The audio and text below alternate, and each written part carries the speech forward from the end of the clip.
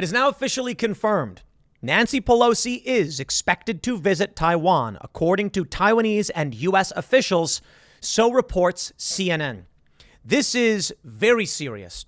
China has issued some fairly indirect threats, even going as far to say that they could and would shoot down her plane. Now, of course, this wasn't the People's Liberation Army making such a threat or the Chinese Communist Party. It was Chinese state propaganda. A state propagandist said that if she makes these moves, we are within our rights to shoot down her plane and would do so if need be. Of course, many in the media are saying, no, China didn't threaten anything, but you need to understand the nuances that is the Chinese Communist Party. If you're producing media to the country, you are CCP. So it's as close as you're going to get to China saying they're going to shoot down a plane without them actually saying they're going to do it. And we'll get into the complexities of this. But now fears of World War III are trending. Taiwan is preparing for war. They're suspending leave for many soldiers. They're telling everyone to literally prepare for war because China has been actually encroaching on Taiwan quite a bit. And maybe this is why Nancy Pelosi is making this move. Many people are wondering, what's the point? I mean, all it's doing is inflaming tensions with China and potentially pushing us to the brink of World War III. But maybe the idea is to do the opposite. Nancy Pelosi landing on Taiwanese soil could force China back. China's been sending sand dredgers around the shorelines of Taiwan. They've been flying planes in the Taiwanese defense air zone. Maybe this is U.S. posturing. It's entirely possible. It's pathetic and desperate distracting. One issue could be that the Democrats know with the midterm coming up, they're in serious trouble. This is certainly getting people's minds off of the failing economy and recession, which, of course, the White House and its allies have claimed isn't actually happening. Convenient that the conflict with China and Taiwan and the United States involvement hasn't been so prominent in the news, but all of a sudden the report comes out about recession and Nancy Pelosi says, I'm going to go fly to that island despite China making very serious threats. World War III. Maybe it's all bluster. Maybe it's nothing. As I often point out, we must be careful about being aware of normalcy bias and optimism bias. But it could just be that this is the next step in the escalation with the Taiwanese conflict. The United States, of course, have been trying to build silicon chip plants in the U.S. They talk about it a lot. And the reason is we expect China to try and take Taiwan. This may be the actual reason for Pelosi's visit. I don't want to be jaded and cynical and think literally every action is some deep conspiratorial political play to try and gain them power, though I do think that is often the case. The reality is, if China continues to encroach on Taiwan as Taiwan prepares for war, war may break out. So maybe this doesn't matter. Maybe no matter what Pelosi does, World War III is on the horizon. As we talk about the Strauss-Howe generational theory, the fourth turning, one of the theories is that we may get a great world war. Right now, there's war with Russia. Apparently, there's one U.S. expert warning that Putin will fire nukes if some conflict erupts between China and Taiwan. Why? It's the opportunity. And they will take the opportunity if they get it. The same can be said for China. Why would they not try and take Taiwan when the U.S. is distracted in Eastern Europe? Or I should say NATO is. This could drag us into a major conflict. Iran is also threatening to vaporize New York City with nuclear weapons. And the funny thing is, New York actually released a PSA on what to do in the event of a nuclear strike. Ladies and gentlemen, we may be facing down the barrel of World War III, or the media may be hamming everything up to a great degree because it gets clicks. World War III really is trending, but should we really fear it? You know, I can't say for sure. But let's read the news and go through exactly what China is threatening to do and what Taiwan is doing and why Pelosi is doing it. Before we get started, my friends, head over to timcast.com and become a member to support our work and also get access to our new shows, such as Tales from the Inverted World, the latest episode, The Funeral at the End of the World, Part 1, an hour-long show, audio-visual experience. Shane Cashman, going down to Georgia to try and find the lost Confederate gold, learning about the history of the Civil War from those who live in the South and have inherited that history. Very fascinating stories, man. One about a guy who was buried standing up with a rifle and a bottle of whiskey because he wanted to shoot the devil. It's fun stuff. Not very political, but does have those elements. Check out the show. You'll also get access to Timcast Uncensored After Hours, Monday through Thursday at 11 p.m., where we talk with our guests away from the prying eyes of censors. Also, we use Parallel Economy. No longer do we use PayPal. When you support us as a member, you're also supporting Parallel Economy, co-founded by Dan Bongino, because I believe in building that ecosystem that stops the censorship. Don't forget to smash that like button, subscribe to this channel, share the show with your friends. CNN reports U.S. Speaker Nancy Pelosi is expected to visit Taiwan as part of her tour of Asia, according to a senior Taiwanese government official and a U.S. official, despite warnings from Biden administration officials who are worried about China's response to such a high-profile visit.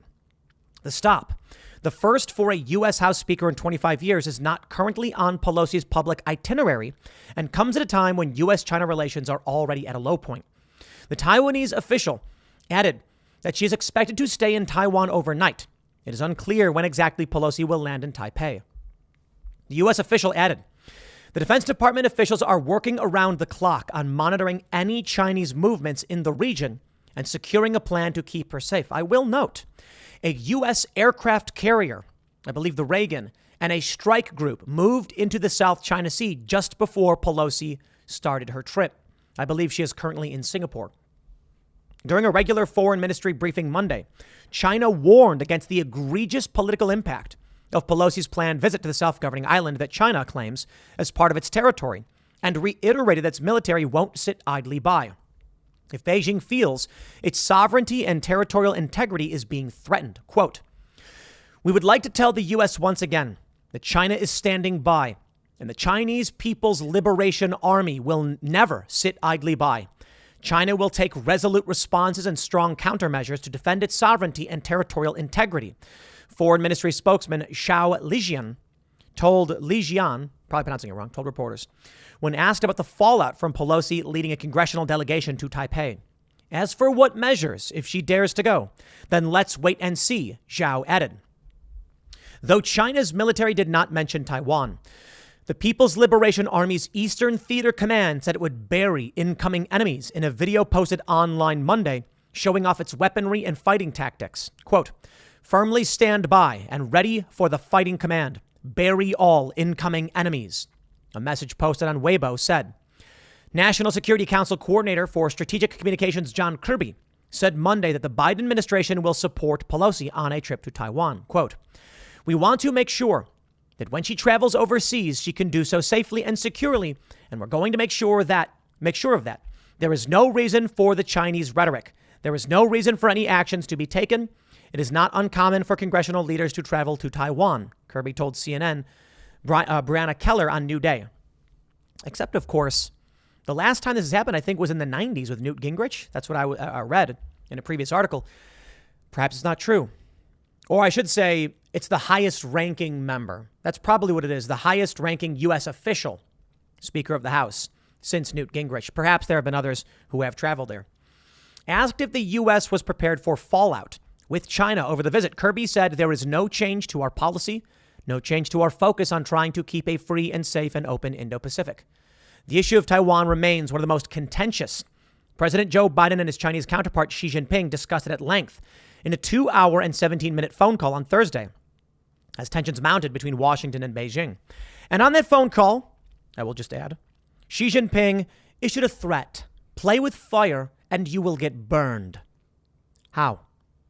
Serious question, Mr. Chairman. How will the U.S. get burned? Are you threatening us? I think the answer is obvious. Yes. Because who is going to burn us? Certainly Taiwan is not going to. No, I think China has made it clear. Take a look at this story from Insider. In a banned tweet, a top state media commentator reportedly said China could forcibly dispel Pelosi's plane and shoot it down if it flies to Taiwan. Yeah, right. Now, as I often mention, normalcy bias and optimism bias, we just think it's impossible and it will never happen, and that's when they get you. Maybe. Maybe they won't do it. Maybe they will do it. I would have to say, I believe it is extremely unlikely that any harm befalls Nancy Pelosi. I will also add, I think the move from Pelosi is questionable. I'd love to see a legitimate reason for this inadvertent or advertent provocation, but I certainly respect it. I do. I mean it. Look, I do not like Nancy Pelosi, but her traveling to Taiwan amid these threats, for whatever the reasons, we can say it's a good idea, it's a bad idea. We can say she's a bad person. Maybe you like her and think she's a good person. I find that hard to believe. But there's a certain level of bravery in going into the fray like this. Insider reports. A leading propagandist for the Chinese government warned that China's military could attack the plane carrying House Speaker Nancy Pelosi if it's escorted by U.S. fighter planes on a much speculated stopover in Taiwan in her upcoming visit to Asia. Pelosi departed on Friday for a tour that could include a controversial stop in Taiwan, the self-governed island democracy, at the heart of rising tensions between Beijing and Washington. In a now banned tweet, Hu Xijin, a commentator with the Chinese state-owned Global Times, wrote, quote, "If U.S. fighter jets escort Pelosi's plane into Taiwan, it is an invasion. The People's Liberation Army has the right to forcibly dispel Pelosi's plane and the U.S. fighter jets, including firing warning shots and making tactical movement of obstruction. If ineffective, then shoot them down," Hu added, per the New York Post. The Guardian dubbed Hu China's troll king and its most famous propagandist in a 2021 profile, who was formerly the editor-in-chief and party secretary of the Global Times, where, quote, "he helped establish a chest-thumping new tone for China on the world stage." Pelosi's aides have not yet confirmed if the speaker's trip will include a visit to Taiwan. However, as we do have now, this story was published by Insider. I believe do they not have the date up here on this article? Okay, so there's no date. We do know that we are getting from CNN confirmation, according to U.S. officials and Taiwanese officials, it's happening. Now, Taiwan is preparing for war. Take a look at this story from The Sun. World War III, this is from the Daily Star. I was wrong. It's not The Sun, the Daily Star. World War III fears grow as Taiwan prepares for war with China and puts army on high alert. I do want to mention, however, Newsweek is countering the claim. I think nuance and context are very important in these circumstances. In a story from Newsweek, they write, "No, China didn't threaten to shoot down Pelosi's plane over Taiwan visit." I'm going to pause right there and say, technically right. Contextually, I disagree. And this is the big challenge we face in the United States when you have two different outlets telling you two different things. While it is true, China did not threaten to shoot down Pelosi's plane, it was a Chinese state propagandist, effectively an official for the Chinese government, who did. So let's stop playing games. We know how the CCP works. When a Chinese state propaganda says, we will forcibly shoot them down if they will not be obstructed. Yeah, they're threatening to shoot the plane down. But this is what Newsweek is trying to claim. Well, it wasn't the PLA that said it or a foreign minister. It was just the Global Times. Okay. A strongly worded Friday tweet from a Chinese Communist Party linked tabloid. All right. The question remains, do you think Chinese state propagandists get their marching orders from the government? And if you do, then China did threaten this. And if you don't, then you don't think they did. But let's be real. You think that China allows non-narrative commentary, especially this inflammatory? Spare me. Even in the U.S., we have regime party politics in media. I really doubt. Now, you can say, to be fair, in the United States, we don't go as far as, CNN is the government. They certainly pony up to it.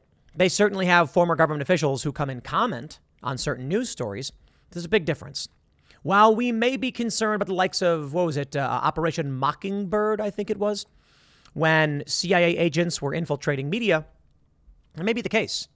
It still is relatively different. All of the media in China is funneled through the lens of the CCP. Now, it may be fair to say that a great deal of U.S. media is funneled through the CIA, But I think the fact that you're watching this video right now suggests it's not nearly as bad as it is in China. As much as the conspiracy theorists would love to believe it, no, I am not government funded in any way and am fairly basically just a dude complaining into a camera on the internet. That's the reality of life. And I say that somewhat facetiously, but it's actually fairly awesome. The difference between the United States, what makes it great, versus China. In China, there are personalities that do speak freely. Yeah, but bad opinions are removed to a great degree. Now, I can already hear people saying, but Tim, the same thing happens in the U.S. Big tech, in collusion with some of these government actors, remove people. Yes, I know. That's why I'm saying there are similarities. We don't like that. But my channel still exists. There's still Rumble. There are still ways for people to speak up. Gab still exists. Could you imagine someone running a Gab-like website in China? You get the gulag, man. Yeah, that ain't going to play. The Daily Mail reports Chinese army releases video of military launching missile strikes and attacks in another warning to Nancy Pelosi as Taiwan cancels leave for soldiers to prepare for her trip tomorrow night. Which brings me to some humor, and then we'll talk about World War III. In one tweet, someone posted a video of it's a remote control airplane shaped like a witch on a broomstick. Nancy on her way to provoke World War III. Sorry, I had to give a shout out. It's got a ton of retweets. I saw it. It's really funny. And then we have this tweet. Let's hope this old drunk doesn't start World War IV. Because if you haven't noticed, that last couple of years, we've been in World War III. Duh. China released this video when they knew for sure she was still going. This video shows a lot. I'm going to lower the volume and just play a little bit. Taiwan trending, of course. 273,000 tweets. The big story. The fear. World War III. Hey, the video from China is fairly impressive. The best of the best, soldiers running, spreading out. Intense music, air raid sirens, fighter jets. I gotta say, man, there's a lot of people who say, Tim, China is a paper tiger. Yeah, well, for the longest time, we've known that China has the largest standing ground army. Do you know that North Korea also has a massive ground army? Because I'll tell you this, they may not have the same amount of carriers we have. They may not have the same naval or air combat power that we have, but they got a whole lot of people. And if they pull a Zap Brand again, it'll be tough. Sending wave after wave of their own men into the battlefront. If war takes place in an ocean front, ocean theater, I think the U.S. decisively wins. If the battle takes place in the air, the U.S. is going to devastate China. But China does have capabilities, and they have a lot of people. We will see how such a combat would play out, should it, and we hope it certainly does not. They got a lot of people. Anybody who's played any of these tactical games, like Warcraft or Command and Conquer, you know. You know the tactic? A lot of people, they miss this. In these video games, you have, let's talk about Command and Conquer. You mine something called Tiberium. You know what? Command & Conquer is probably too complicated. You know, it's not Warcraft. In Warcraft, you chop wood and you mine for gold. And you use gold to pay people and you use the wood to build stuff. Hey, there you go. In the early Warcraft, the point is, you can choose to upgrade your barracks and develop stronger weapons and get archers and things like that. But you know what wins in that game? Mass-producing ground grunts. Soldiers, knights, run-of-the-mill basic dudes with swords. That's Warcraft strategy. Not in every scenario because some have specific parameters, but you just keep sending them until you just completely overrun your opponent. That was a strategy that worked basically across the board. Oh, you can spend all day and night trying to get tanks or whatever, but I'll tell you this. China has uniformity, and they have authoritarian control over their country. That, combined with a massive standing army, is a force to be reckoned with. And as I'll say, anybody who thinks, China ain't nothing, you should really read Sun Tzu. Never underestimate your enemies, your opponents, your rivals. The Star reports, the simmering tension between Taiwan and China could be about to boil over, sparking fears it could trigger World War III. Taiwanese National Defense Ministry has reportedly canceled some officers' and soldiers' leave and mobilized air defense forces to prepare for war. In the latest development in a saga that has been threatening to escalate for months, Taiwan has also been holding its largest ever military drills, which simulate the repulsion of an invading force as China's main ally, Russia, attempts to take Ukraine. I think that's a bit bold to say China's main ally, Russia, to be honest. They've been at odds with each other. Last week, cities across Taiwan shut down for 30 minutes for a nationwide military drill, with police bungling people into shelters and citizens running with their hands on their heads. That came as China last week made a bona fide threat to Taiwan, saying if U.S. House of Representatives Speaker Nancy Pelosi visited the country, which wants to keep its independence from China, they would have to react. Take a look at this, man. They're gearing up. Things could get bad. We have this story from CNN. Nancy Pelosi kicks off high-profile Asia trip with Singapore visit. Well, that's okay. Singapore is a crazy authoritarian country, in my opinion, but it's beautiful, man. When I went to Singapore, we went to this casino, and they had this, like, VIP section. It's crazy stuff. Like, VIP only, the casinos. It was good fun. It was good fun down there. But no gum. Gum's forbidden. You can get arrested or cited for not flushing toilets. Really creepy stuff. Apparently in Singapore, if like you use the toilet and don't flush, someone will actually go in and check when you leave and be like, aha. And there's this culture of ratting each other out because you're being ungracious or dishonorable. If you eat at a fast food restaurant, like leave your wrappers, they go, aha.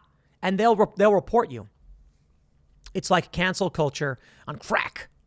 And I say on crack, not steroids, because it's out of its mind. CNN reports, win hearts and minds in Taiwan and Hong Kong. Chinese leader Xi urges Communist Party. That's the name of the game, my friends. The name of the game. Propaganda. Manipulation. I think this is the goal of fifth generational warfare, and it's what we're seeing. And it's why in that previous tweet, someone said we've been in World War III. If it gets to hot conflict, it's still just World War III, my dude. But it's fair to say that we're in it. China, they're using different tactics to win. But if this is World War III, then maybe the reality is war never ends. We are always in a conflict, and there's always manipulation games. So maybe we should just stick to fifth generational warfare involves cyber attacks and propaganda, which we've been seeing. I don't think you'll ever go another day in the world without this conflict. When a creepy weirdo is scoping out your building, maybe it's like a nuclear power plant, you see him and you're like, what are you doing, creepy weirdo? And then you try and figure out if you're being spied on. Someone's trying to break in and steal critical infrastructure. If someone does break in, they're typically going to go in a way as like an employee disguised. But it's hard for them to do when the person who shows up is literally, a Chinese citizen. And we're like, yeah, we got to vet you because we're concerned about ties to the CCP.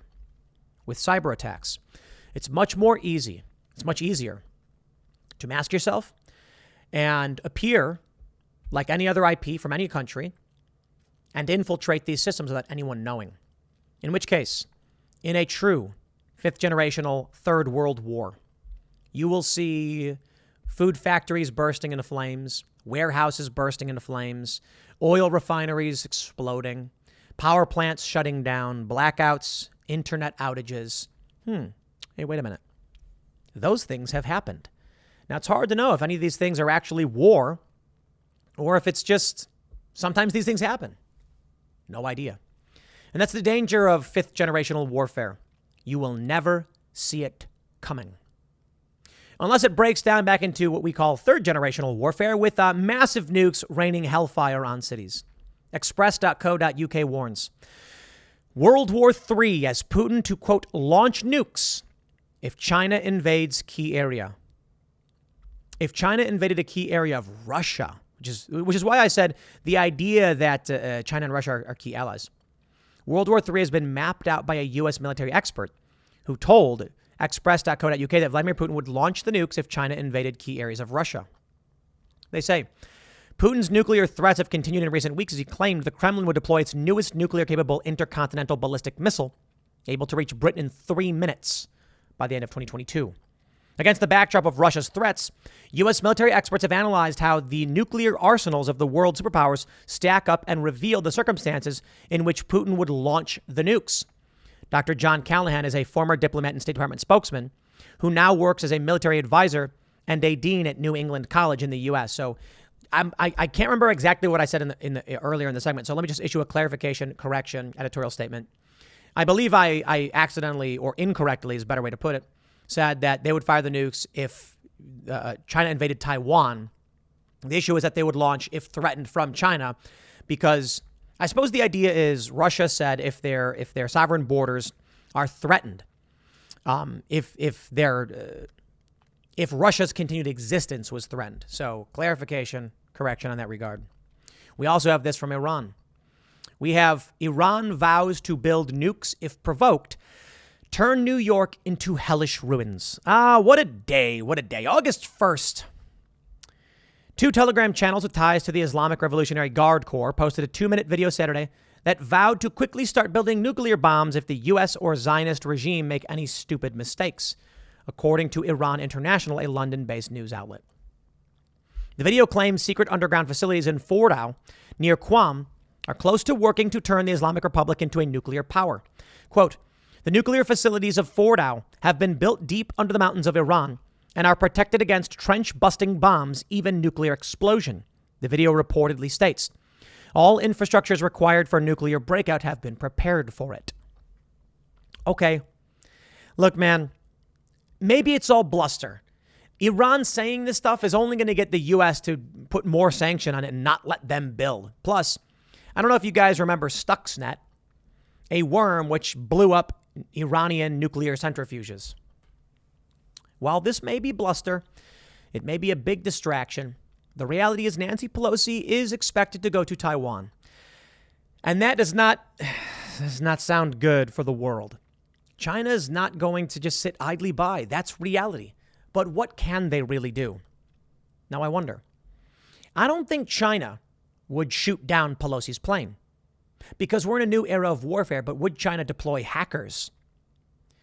Rogue actors secretly financed by China to blow up critical infrastructure in the U.S. through cyber warfare means. Now that, I think, is entirely possible. NPR reports, New York put out a PSA in case of a nuclear attack, leaving many residents confused. Yes, why would you be confused? New York put out a PSA telling you what to do if a nuclear bomb drops. For most people, you're going to die if a nuclear bomb drops on Manhattan. The latest weapon from Russia, I think it's like a 50 megaton capability. Multiple independently targeted re-entry vehicle drops numerous warheads, and that would be, well, let's just call it raining hellfire on New York, and there ain't nowhere you're going to hide. I believe all of Manhattan is in the fireball radius. Well, okay, no, the thermal radiation radius. The fireball radius is like river to river of Manhattan, like wiping out the financial district. Most people in the outlying area, you're in the thermal radiation where you basically get vaporized by heat. Yeah, not a fun thing to consider. Will we get to this point is the real question. I don't know if New York just had the budget and said, just, I don't know, make a nuke PSA. We got the money for it. Got to spend it somewhere. If you don't spend it, they take it away. Or maybe they're saying, how can we inform people of the best practices in the event of a nuclear strike? How do we tell them to get ready? I mean, when you come out and tell someone, here's how you survive a nuke, you're basically saying we think there's a possibility there that a nuke could hit New York. New York actually has fallout shelters all over the place. I mean, the Cold War was crazy days. I was a baby and a toddler during the Cold War. A toddler, I was a small child around the end of it. What was I, like 6? I think I was 6 years old when the Soviet Union fell, so I don't remember any of this stuff. I know some people who were born in the Soviet Union and Soviet satellite states when it all fell apart. It's crazy days. But for people who lived through it, I mean, the nuclear threat was legitimate. In New York, when you walk around, you might notice periodically there are signs on buildings saying fallout shelter. Maybe New York shouldn't just be issuing PSAs, but they should be telling people, reactivating the fallout shelters. Places where you can go underground in the event of a nuclear strike. In Kiev, the subway stations are so insanely deep underground, it takes like 10 or 15 minutes to get down. No, seriously, you're on the escalator, you're like, this is a long escalator. The reason is, transport is critical infrastructure. And they wanted to make sure during the Soviet Union, wanted to make sure that in the event of nuclear war, they would not have their ability to travel interrupted and transport goods even. So they built them so deep underground they would withstand a nuclear blast. I can only imagine what it would be like being underground in a train station and then hearing a nuclear detonation above ground. It would shock you and rock you to your core. As for those in New York City, good luck. In the event that a nuke is fired, y'all are just in serious trouble. I don't think it'll actually happen, to be honest. I know I talk about biases all the time, but I just don't see it because despite what everyone's saying, despite what China may threaten, Nancy Pelosi showing up is not the biggest threat to them. And there's money to be made. Now, China's having a financial crisis. People can't withdraw money from their banks. There's a food shortage coming. Desperation. Well, the desperation may breed conflict. When people can't eat, when people can't pay the bills, yeah, things get bad. And China will say at a certain point, I would rather struggle to survive than lay down and die. Very few people have that within them. You know, when someone is facing certain doom, they resist, they fight back because you have to. Some people, though, every so often will just lay down and give up. I don't see any country today doing that. I don't see the U.S. doing it. I don't see Iran doing it, North Korea or China. If China is disrupted by a global financial crisis and a food shortage, they're just going to say, well, we got some nukes. We'll use them to take what we can. The harvest is supposed to be coming soon, the fall harvest. Summer days are ending. And when you drive around in the rural areas of this great nation, you'll see the corn and the wheat, the other crops growing. Tall. Man, I drive around out here, I see all the corn. It's crazy. So tall. But they're saying that the harvest this time around is going to be substantially lower than it's supposed to be because of fertilizer shortages. Ukraine and Russia are barely shipping wheat, so people are going to be hungry. And hungry people are desperate people, and they're not just going to roll over and die. So war is a real possibility. Don't be blinded by bias. As for Nancy Pelosi, well, I can respect going there. I don't know if it's worth it. Maybe it's just one big distraction. I'll leave it there. Next segment's coming up at 8 p.m. over at youtube.com/TimCast, IRL. Thanks for hanging out, and I'll see you all then.